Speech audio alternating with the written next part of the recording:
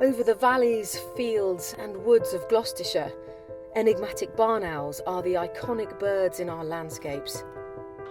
But the wet winters we've seen in recent years have meant that fewer barn owls have nested, and for those that have, the conditions for hunting voles, their major prey item, have meant that fewer chicks have survived.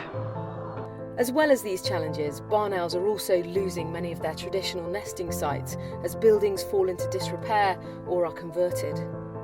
But last year we worked alongside the Barn Owl Monitoring Programme to put up 10 nest boxes around the county, and within days, many were already being used. We'd like to build on that success by installing 60 new barn owl nest boxes with cameras.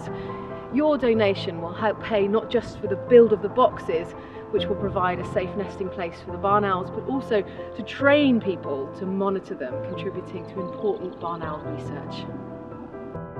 Please donate whatever you can to help make a big difference to Gloucestershire's barn owls.